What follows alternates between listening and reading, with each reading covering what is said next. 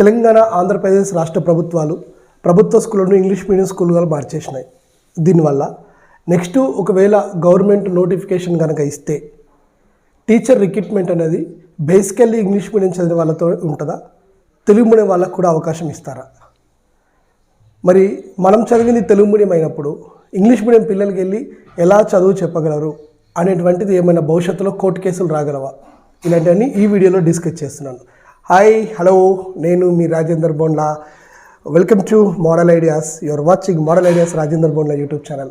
మిత్రులారా, ఎన్నో మంచి మంచి వీడియోలతో మీ ముందుకు వచ్చి నేను ఈసారి కొత్త టాపిక్తో వస్తున్నాను. ఇక్కడ నా సబ్స్క్రైబర్ చాలామంది అడుగుతున్నారు, సార్ తెలంగాణ ఆంధ్రప్రదేశ్ రాష్ట్ర ప్రభుత్వాలు ప్రభుత్వ స్కూళ్ళను ఇంగ్లీష్లోకి మార్చేసినాయి. మరి ఇంగ్లీష్లోకి మార్చేసినప్పుడు ఉద్యోగాల పరంగా ఎలాంటి ఇబ్బందులు వస్తాయని చాలామంది అసలు ఉద్యోగాలు రావు, ఇది వేస్ట్ అని చెప్పేసి ఒక నిరాశ నిస్పృహలతో ఉన్న విషయం అందరికీ తెలిసిందే. కానీ ఇవాళ కాకపోయినా రేపైనా నోటిఫికేషన్ వస్తుంది. ఎందుకు వస్తుందంటే 5 ఏళ్ళకి ఒకసారి ఎలక్షన్స్ ఉన్నాయి. ఎలక్షన్స్ ఉన్న ప్రతిసారి నీ చేతిలో ఓటు అనేటువంటి ఆయుధం ఉంది. అంబేద్కర్ గారు ఇచ్చిన ఆ ఆయుధంతో నువ్వు ఎవరితోనైనా పోరాడవచ్చు. కాబట్టి అంబేద్కర్ గారి యొక్క ఓటుకు భయపడి నీకు ఏదో ఒక నోటిఫికేషన్ అయితే వస్తుంది. సరే, ఇక చూస్తే సార్ మరి ఇంగ్లీష్ మీడియం వాళ్ళకే అవకాశం ఉంటుందా అని అంటే దీని గురించి కొంచెం మనం డెప్త్గా డిస్కస్ చేయాలి. అంటే 2011 నుండి చెప్పాల్సి వస్తుంది. కొన్ని దీని వెనకాల బ్యాక్గ్రౌండ్స్ ఉన్నాయి. ఏంటి అవనంటే, ఎప్పుడైతే ఆంధ్రప్రదేశ్ రాష్ట్ర ప్రభుత్వం ఉన్నప్పుడు మన దగ్గర కిరణ్ కుమార్ రెడ్డి ముఖ్యమంత్రిగా ఉన్నప్పుడు, తెలంగాణ ఉద్యమం మంచి ఊపులో ఉన్నప్పుడు అప్పుడు జరిగినటువంటి ఒక విషయాన్ని మనం డిస్కస్ చేసుకుందాం. అప్పుడు ఉన్నటువంటి సెంట్రల్ గవర్నమెంట్లో ఉన్నటువంటి యూపీఏ గవర్నమెంట్ దేశవ్యాప్తంగా అంటే ఎంటైర్ నేషనల్ వైగా మోడల్ స్కూల్స్ అనేటువంటి ఒక నోటిఫికేషన్ తీసుకొచ్చింది.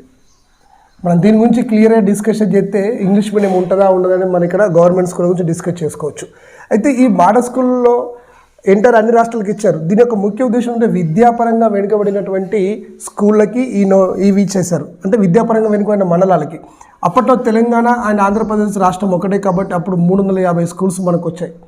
ఇందులో తెలంగాణకి 194 వరకు, అంటే ఇంకెక్కువ వచ్చాయి, కానీ మిగతా ఆంధ్రప్రదేశ్కి వచ్చాయి. అయితే అప్పుడు తెలంగాణ ఉద్యమం ఉర్రూతలూగేటట్టు ఉండే సందర్భంలో ఉద్యోగ నోటిఫికేషన్స్ ఎక్కువ ఇస్తే యువత ఇందులోనే ఉంటారనే ఉద్దేశంతో గవర్నమెంట్ అప్పుడు ఏం చేసింది, ఈ నోటిఫికేషన్ ఇచ్చింది. అయితే ఇవి ప్యూర్ ఇంగ్లీష్ మీడియం. ఇక్కడ 6 నుండి 12 వరకు ఇందులో బోధనా విధానం ఉంటుంది. అయితే వీళ్ళు ఏం చేశారంటే దీన్ని 3 రకాలు విభజించారు. ఒకటి టీజీటీగా, రెండోది పీజీటీగా, మూడోది ప్రిన్సిపల్గా, ఇలా 3 పోస్టులు పెట్టారు. దీనికి ఏమన్నారంటే డిగ్రీ విత్ టెట్ అన్నారు.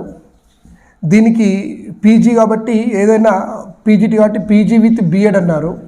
అంటే డిగ్రీ, బీఎడ్, టెట్, దీనికి బీఎడ్ కూడా అవసరమే. ప్రిన్సిపల్ విషయంలో ఏంటంటే ఏదైనా పీజీ, బీఎడ్ తర్వాత కనీసం కొన్ని సంవత్సరాల ఎక్స్పీరియన్స్ అడిగారు.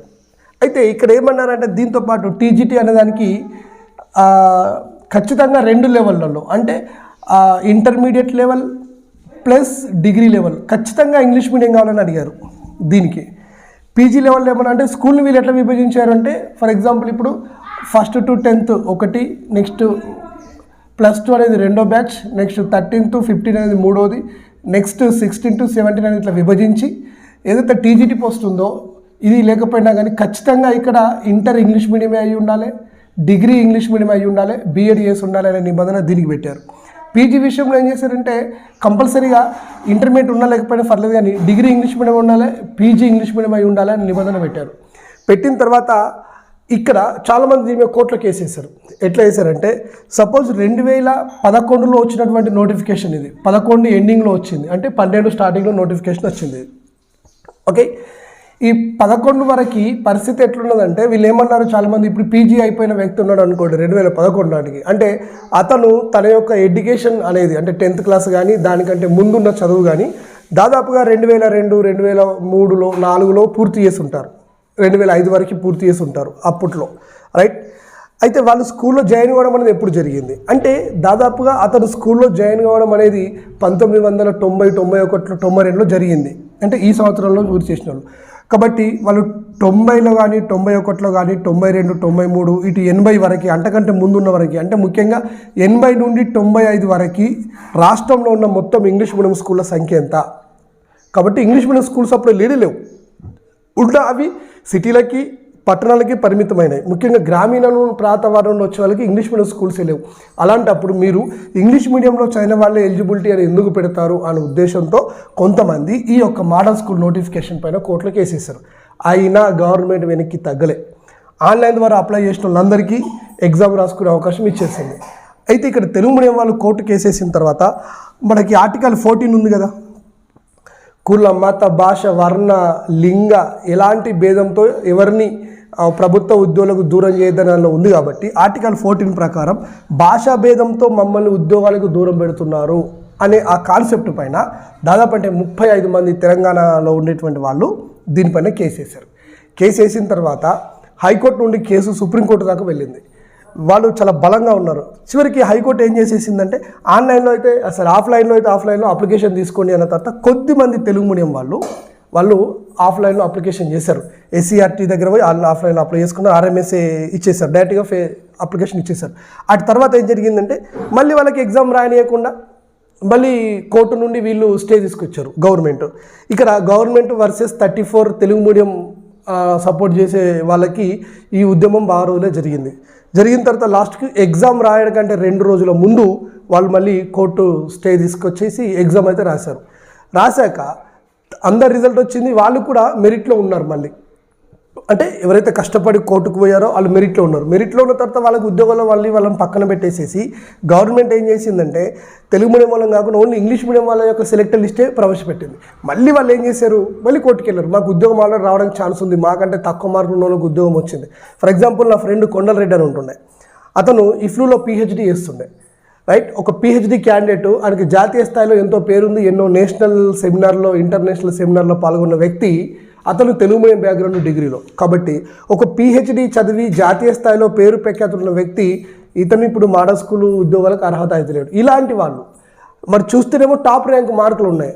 ఎంట్రన్స్ ఎగ్జామ్లో ఇంత మంచి మార్కులు ఉన్నప్పటికీ కూడా మమ్మల్ని మీడియం పేరుతో ఎందుకు వెనుకబెడుతున్నారనే ఉద్దేశంతో అట్లా చేశారు. కాబట్టి చివరికి ఏం జరిగింది సార్ అంటే అతను అంటే ఎవరు కిరణ్ కుమార్ రెడ్డి రాజీనామా చేయడం కానివ్వండి, అటు తర్వాత రాష్ట్రపతి పరిపాలన పెట్టడం ఇలా జరిగిన తర్వాత మళ్ళీ ఏం జరిగింది అంటే స్పెషల్గా మన ఆంధ్రప్రదేశ్లో అక్కడ 2 రాష్ట్రాలు వేరు అయిన తర్వాత తెలంగాణ రాష్ట్ర ప్రభుత్వం సపరేట్ ఏర్పడిన తర్వాత అప్పుడు కొద్దిమంది తెలుగు మీడియం వాళ్ళు వెళ్ళేసేసి మన ముఖ్యమంత్రి అయినటువంటి కేసీఆర్ గారిని అతను జూన్ 6 నాడు ఐ థింక్ జూన్ 6 రోజు, జూన్ 2 మనకు తెలంగాణ ఫార్మేషన్ డే అయితే జూన్ 6 రోజు అతను ముఖ్యమంత్రిగా బాధ్యతలు చేపట్టిన తర్వాత అదే మంత్లో అపాయింట్మెంట్ తీసుకొని వీళ్ళు వెళ్ళిన తర్వాత అప్పుడు అడిగారు అనమాట. సేమ్ ఇదే పరిస్థితి సార్, మన తెలుగు మీడియం బ్యాక్గ్రౌండ్, మేము కోర్టులో కేసు వేసినాం, కోర్టు మాకు అనుకూలంగా తీర్పిచ్చింది, కానీ అప్పుడున్న ప్రభుత్వం ఇవ్వలేదన్న తర్వాత వీళ్ళేం అప్పుడు ముఖ్యమంత్రి కేసీఆర్ గారు ఏం చేశారంటే అప్పుడు ఆ విద్యాశాఖ మంత్రి జగదీష్ రెడ్డి గారు ఉండే, ఆయన ఏం చేశారు సలహా అని చెప్పి దీన్ని బాగా ఆలోచించి తెలుగు మీడియం ఇంగ్లీష్ మీడియం వాళ్ళతో ఎవరితో సంబంధం లేదు,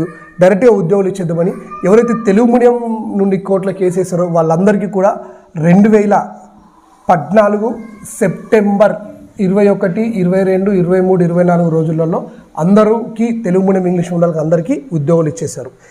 ఈ బ్యాక్గ్రౌండ్ స్టోరీ బట్టి ఇప్పుడు మనకు అర్థమైంది ఏంటంటే ప్రభుత్వ స్కూళ్ళల్లో జరిగేటువంటి రిక్రూట్మెంట్ కనుక పెడితే అంటే ఎదర్ HGT కానీ ఇప్పుడు స్కూళ్ళ పైన అంటే ఎప్పుడైతే ఇంగ్లీష్ మీడియం చేశారో దానికి తోడుగా ఇప్పుడు ఏదో కొంత అమౌంట్ ఒక 7,000 కోట్లేమో కేటాయించి మనబడి మన స్కూల్ అనేటువంటి ప్రోగ్రాంతో స్కూళ్ళను అభివృద్ధి చేద్దాం అనేటువంటి నిర్ణయం గవర్నమెంట్ తీసుకున్నట్టు మనకు వార్తా పేపర్లు వస్తుంది. సబితా ఇంద్రారెడ్డి మేడం గారు కూడా దాని గురించి కూడా మాట్లాడుతున్నారు, మనం చూస్తున్నాం. సరే, నోటిఫికేషన్ రావడానికైతే భవిష్యత్తులో ఛాన్స్ ఉంది. దయచేసి ఈ వీడియో చూసేవాళ్ళు ఇది వస్తుందా అది వస్తుందా నెగిటివ్ థింక్ చేయకండి. ఎందుకంటే మనం కాబోయే గురువులం కాబట్టి గురువుకి ఓపుకున్నోడే గురువు అవుతాడు.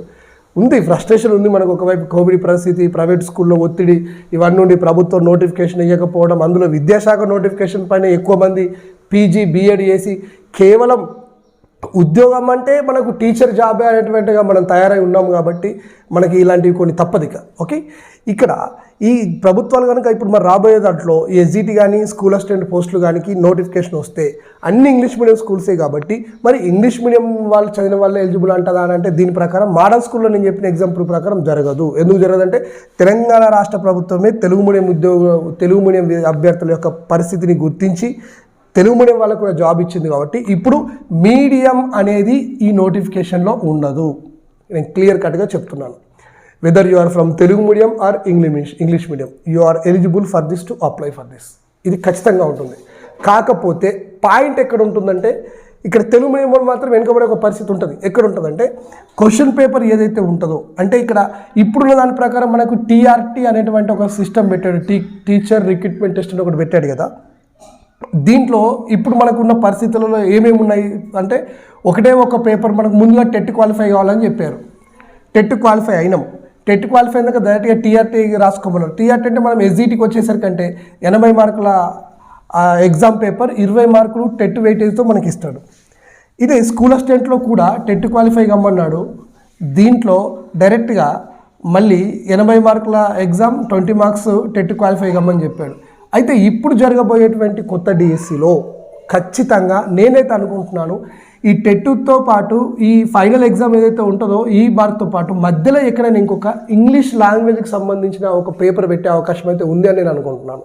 అంటే ఇందులో ఓన్లీ స్పెషల్గా ఒక 150 మార్కుల పేపర్, 100 మార్కుల పేపర్, ఇంగ్లీష్ పేపర్ ఒక డిజైన్ చేసేసి దాన్ని ఖచ్చితంగా క్వాలిఫై కావాలని నిబంధన పెట్టడమా, లేకపోతే దాంట్లో ఉన్న మార్కులు ఫైనల్ ఎగ్జామ్లో కలుపుతామని పెట్టే అవకాశం ఉంటుంది. ఎందుకంటే లాంగ్వేజ్ మీద గ్రిప్ రావాలి కాబట్టి. ఇందులో రకరకాల grammar topics, reading comprehensions, pronunciation, so ఆధునికంగా ఇప్పుడైతే విద్యార్థులకు ఏ అవసరం ఉంటుందో అలాంటివి పెట్టడానికి ఛాన్స్ అయితే ఉండొచ్చు. అంటే టెట్తో పాటు అడిషనల్గా కంటెంట్ పేపర్కి టెట్కి మధ్యలో ఇంకొక పేపర్ రావడానికి అయితే ఛాన్స్ ఉందని నేను అనుకుంటున్నాను. ఇది ఒక ఛాన్స్. రెండవది ఇంకేం జరగచ్చు, ఒకవేళ ఇలా కనుక జరిగి ఉండకపోతే రైట్ అంటే ఇంకేనా ఓరల్ టెస్ట్లు, ఇంటర్వ్యూలు అయితే పెట్టరు దీనికి. అంటే ఖచ్చితంగా అడిషనల్గా ఒక పేపర్ అయితే ఆడేస్తాడు. నెక్స్ట్ ఇప్పుడు జరిగేది ఏంటంటే, టెట్ పేపర్ మనకు ఆల్రెడీ ఇప్పుడు తెలుగు మీడియం ఉంది కాబట్టి ఓకే, అది అలాగే ఉంటుందచ్చు.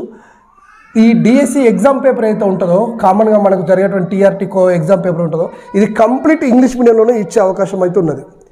ఇప్పటివరకు తెలుగు మీడియమే ఉన్నది మనకి. అంటే తెలుగు ఇంగ్లీష్ మీడియం రెండు ఉన్నాయి. తెలుగు అదే క్వశ్చన్ తెలుగులో ఇంగ్లీష్లో ట్రాన్స్లేట్ అయి ఉంటుంది. కానీ ఇప్పుడు రాబోయే రోజులలో మాత్రం ఖచ్చితంగా ఇంగ్లీష్ మీడియం పేపర్ ఉండే అవకాశం ఉన్నది.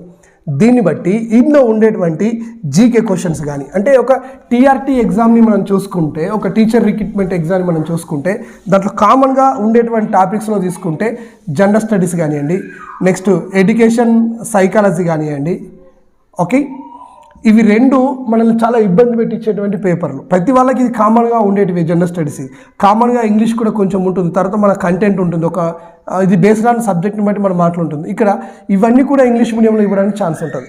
ముఖ్యంగా మనకి మన సొంత పేపర్ అటువంటి మెథడాలజీ పేపర్ ఏదైతే ఉంటుందో అది తెలుగు మీడియంలో. ఇప్పుడు మీరు సోషల్ అనుకోండి, బీఎడ్ చాలామంది తెలుగు మీడియం చదవడానికే ఇష్టపడతారు, ఇంగ్లీష్ మీడియంకి ఇష్టపడరు, రైట్. కాబట్టి దీన్ని బట్టి పేపర్ ఇంగ్లీష్ టు ఇంగ్లీష్ ఇచ్చే అవకాశం ఉంది. అప్పుడు మెథడాలజీ ఇంగ్లీష్ టు ఇంగ్లీషే చదవాలి.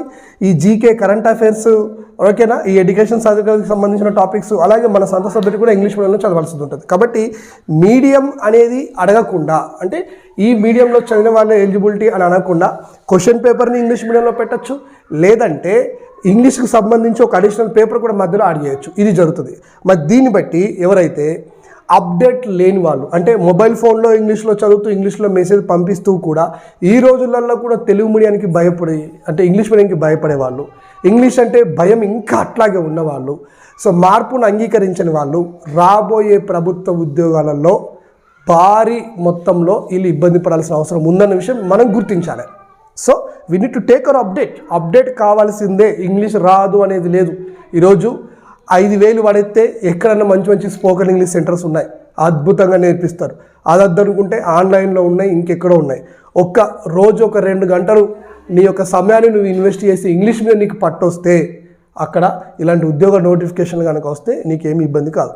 కాబట్టి అప్డేట్ కావాలి. అదే అప్డేట్ కాదు నేను పాతకాలంలో చదివినా అని అనుకుంటే అంతే సంగతి. మరి ఇక్కడ తెలుగు సబ్జెక్ట్ విషయం ఎట్లుంటుందంటే, తెలుగు అనేది ఒక లాంగ్వేజ్, తెలుగు హిందీ విషయంలో లాంగ్వేజ్ సబ్జెక్ట్ కాబట్టి దీనికి మీడియం అనేది ఇవ్వకుండా, ఓకేనా, క్వశ్చన్ పేపర్ తెలుగులోనే ఉండొచ్చు వీళ్ళకి అడిషనల్. ఎందుకంటే తెలుగు సబ్జెక్ట్కి తెలుగు సార్కి అవసరం లేదని చెప్పేసి. కాకపోతే ఏమన్నా మినిమం ఇంగ్లీష్ కమ్యూనికేషన్ ఉండాలి, పిల్లల దగ్గరికి వెళ్తే ఇంగ్లీష్ మాట్లాడాలనే ఉద్దేశంతో కనుక ఇలా కూడా కమ్యూనికేషన్ పేపర్తో పెట్టచ్చు. కాకపోతే so whether you are from Telugu medium or English medium, దీన్ని బేస్ చేసుకుని ఉద్యోగాలు ఉండవు. కాకపోతే మీరు ఎగ్జామ్ రాసినప్పుడు మాత్రం క్వశ్చన్ పేపర్ ఇంగ్లీష్ మీడియంలో వస్తాయి. లేదా ఇంగ్లీష్ను స్పెషల్గా ఒక పేపర్గా కూడా యాడ్ చేసేసి అప్పుడు మనకు టెట్తో పాటు కంటెంట్తో పాటు ఇక సైకాలజీ ఎడ్యుకేషన్ ఇట్లా 3-4 పేపర్లు అయ్యే అవకాశం అవుతుంది. దీనిపైన ఖచ్చితంగా గవర్నమెంట్ ఒక కమిటీని వేసి ఎలా ఉంటే బాగుంటుందని నిర్ణయం తీసుకోవడానికి భవిష్యత్తులో అయితే అవకాశం ఉన్నది. పాతకాలం అంటే మొన్న ఇప్పుడు డిఎస్సిని సమూలంగా మార్చారు మొన్న టీఆర్టీ నోటిఫికేషన్ 2016-17లో.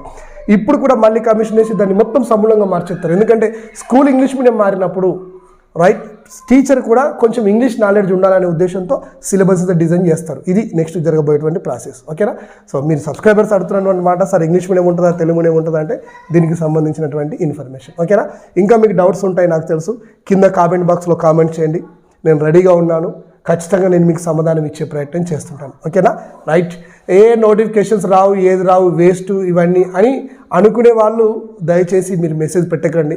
నిరాశ నిస్పృహలతో బతకడంలో తప్పు లేదొచ్చు, కానీ కాకపోతే దానికి నీ చేతిలో వజ్రాయుధం ఉన్నది కాబట్టి నీకు భయపడే ప్రభుత్వం నోటిఫికేషన్ వేస్తుంది ఖచ్చితంగా. అది కాకపోయినా ఇప్పుడు మరి గురుకుల గురించి ఒక నిమిషం మనం మాట్లాడుకుందాం. గురుకుల స్కూళ్ళలో మనం మాట్లాడితే గురుకుల నోటిఫికేషన్ నిజానికి గురుకుల మొత్తం ఇంగ్లీష్ మీడియం స్కూల్సే కదా. ఎస్, మరి గురుకుల నోటిఫికేషన్లో ఇంగ్లీష్ మీడియం అడిగాడా? అప్లై చేసే అభ్యర్థులు అడగలే. అక్కడ ఏం చేశారు గురుకులాలలో అంటే డైరెక్ట్గా అక్కడ ఉండేటువంటి పేపర్లు ఏమేమి ఉన్నాయి మన గురుకుల పేపర్లలో అంటే ఇక్కడ ఫస్ట్ జనరల్ స్టడీస్ కానీ 150 మార్కుల పేపర్ జనరల్ స్టడీస్ కానీ, మన మెథడాలజీ సంబంధించిన పేపర్ 150 మార్కులు, అలాగే కంటెంట్కి సంబంధించిన 150 మార్కుల పేపర్లు ఉన్నాయనుకోండి. ఆల్మోస్ట్ ఆల్ ఈ పేపర్లు మొత్తం ఇంగ్లీష్ మీడియంలో ఇస్తున్నాడు. అంటే మనం తెలుగు మీడియం అయినా మనం ఇంగ్లీష్ మీడియం అయినా ఈ పేపర్లు ఇంగ్లీష్. మరి గురుకులో ఈరోజు జాబ్ సంపాదించి ఎవరున్నారంటే ఇంగ్లీష్ మీడియంలో ఇంగ్లీష్ సబ్జెక్ట్లో కొంచెం గ్రిప్ ఉన్న వాళ్ళు, మన ఏ సబ్జెక్ట్ అయినా సరే ఇంగ్లీష్లో అవగాహన ఉన్న వాళ్ళందరూ గురుకులో ఉద్యోగాలు చేస్తున్నారు. కాబట్టి భవిష్యత్తులో గురుకులలో జరిగేటువంటి పరిస్థితే ఈ రెగ్యులర్ టీచర్ రిక్రూట్మెంట్ కూడా జరుగుతుంది. అంటే స్కూల్ అసిస్టెంట్ కానీ ఎస్జిట్లకు కానీ మీరు ఏ మీడియం చదివినా సంబంధం లేకుండా డైరెక్ట్గా క్వశ్చన్ పేపర్ ఇంగ్లీష్లో వస్తుంది. కాబట్టి ఇంతకుముందు మనం ఏం చేసినాం, హైదరాబాద్ పోయడం, టెట్ కోచింగ్ తీసుకున్నాం, ఇంకెక్కడికో పోయడం, రకరకాల కోచింగ్లు తీసుకున్నాం, అయిపోయింది. కానీ ఇప్పుడు ఇంగ్లీష్ లాంగ్వేజ్ మీద కూడా ఫోకస్ చేయండి. గుర్తుపెట్టుకోండి మిత్రులారా, మనకు నోటిఫికేషన్ ఎలక్షన్ ముందు ఏ ప్రభుత్వం అని ఇస్తుందో తెలుసు, ఎంత చెత్త ప్రభుత్వాలైనా నోటిఫికేషన్ ఇస్తాయనే విషయం మనకు తెలుసు. కాబట్టి అది ఇచ్చేది 22,000 టీచర్ పోస్టులు కానున్నప్పుడు వాళ్ళు 2,000 ఇస్తారా, 1,500 ఇస్తారా, ఎన్ని ఇస్తారు అనేది అది వాళ్ళ ప్రభుత్వం పైన ఆధారపడి ఉంటుంది. ఏది ఏమైనా కానీ ఇంగ్లీష్ మీడియం స్కూల్స్ రన్ చేస్తున్నారు కాబట్టి ఖచ్చితంగా గవర్నమెంట్ ఒక పెద్ద ఎత్తున నోటిఫికేషన్ అయితే ఇవ్వాల్సిందే. రైట్. సో ఈ రకంగా చూసుకుంటే ఇన్ని వేల పోస్టులలో మనకు పోస్ట్ రావాలంటే ఇంగ్లీష్ అనేది అప్పటికప్పుడు చదివితేనో ఏదో కోచింగ్ సెంటర్లో డబ్బులు తీసుకొని పోయి మనం కూర్చుంటూనో వచ్చే సబ్జెక్ట్ అయితే కాదు. ఎందుకంటే ఒకళ్ళు చెప్తే ఇంగ్లీష్ రాదు, మనం ప్రయత్నం చేస్తేనే వస్తుంది. కాబట్టి మనకు ఇంగ్లీష్ అనేది భాష అనేది ఎలా వస్తుంది, మనం మాట్లాడినప్పుడు వస్తుంది. కాబట్టి ఆ ప్రాక్టీస్ ఇప్పటి నుండి మొదలు పెట్టండి. ఈరోజు ఈ వీడియో చూసినప్పుడు నీకు ఉద్యోగం సాధించాలని తపన ఉంటే మొదలు పెట్టండి, వస్తుంది. రైట్. నేను కూడా ఒక 2-3 రోజులలో స్పోకెన్ ఇంగ్లీష్ వీడియో నేను స్పెషల్గా డిజైన్ చేస్తున్నాను. దీని కొరకు ప్రత్యేక ఒక యూట్యూబ్ ఛానల్ తయారు చేసిన ఇంగ్లీష్ గురురాజ్ అని, దాంట్లో నేను ప్రతిరోజు వీడియోస్ పెడతాను. ఇంట్రెస్ట్ ఉంటే మీరు చూడండి. ఓకేనా? Right. Thank you and all the best.